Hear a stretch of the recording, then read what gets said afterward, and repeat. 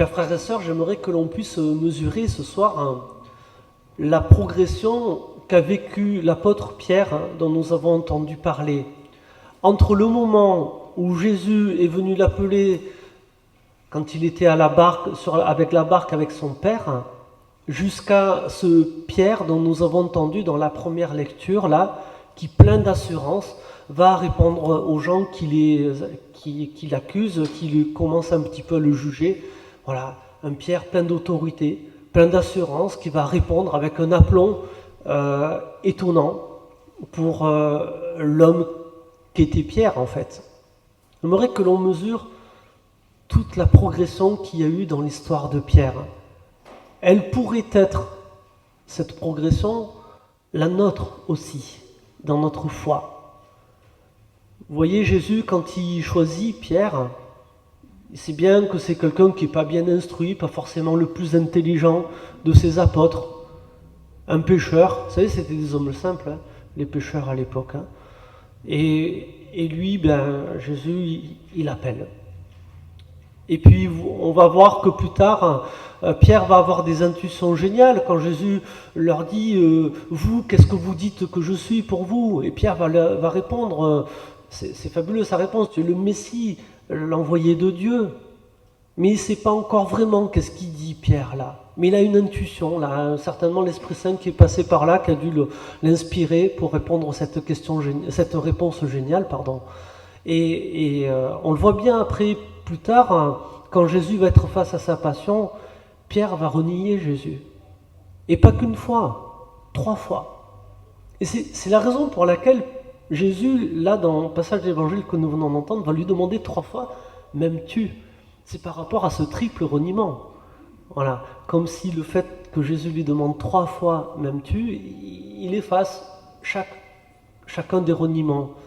Et puis vous le voyez, le même Pierre, il est là, quand il apprend que c'est Jésus qui est sur le rivage et qui les attend, il est plein de confusion.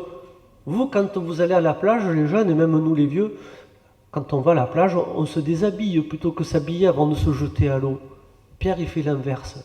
On nous dit qu'il n'avait pas grand-chose sur lui, et puis quand il apprend que c'est Jésus qui est là sur le rivage, il s'habille et il se jette dans l'eau. Il est plein de confusion. Pourquoi il se jette à l'eau? Ça apporte quoi de se jeter à l'eau au passage? Rien. Ça ne fait pas avancer la barque vers le rivage, ça. Enfin bon, encore une petite parenthèse. Mais vous voyez, ce Pierre-là, eh bien c'est le même que nous allons retrouver après Pentecôte. Ça c'est important. Après que Pierre a enfin compris que Jésus est vraiment ressuscité, et avec la force de l'Esprit, il va en devenir un des témoins privilégiés. Celui qui ose dire devant les chefs religieux, juifs, il vaut mieux obéir à Dieu qu'aux hommes. Mais c'est des chefs religieux qui l'en fassent, ils sont censés obéir à Dieu aussi. Mais voilà, Pierre, gentiment, va leur dire au passage, je ne sais pas à quoi vous obéissez, mais nous, on obéit à Dieu. Ça fait, voilà. Et dans un contexte de laïcité qui est le nôtre aujourd'hui, on peut réentendre cette intuition de Pierre. Il vaut mieux obéir à Dieu qu'aux hommes, à méditer, je dirais, dans les temps qui sont les nôtres aujourd'hui. Et puis vous le voyez, Pierre se pose vraiment comme témoin du Christ ressuscité. Ce Jésus que vous avez crucifié, eh bien Dieu l'a ressuscité. Et nous en sommes témoins avec l'Esprit Saint. Voilà, c'est ce Pierre-là que nous sommes appelés à contempler plus particulièrement aujourd'hui. Ce Pierre que l'Esprit de Dieu a façonné de l'intérieur et a fait de lui un témoin privilégié. J'aimerais qu'aujourd'hui encore, nous puissions, comme Pierre, nous aussi, accueillir le pardon de Dieu pour nos erreurs, comme Jésus pardonne à Pierre.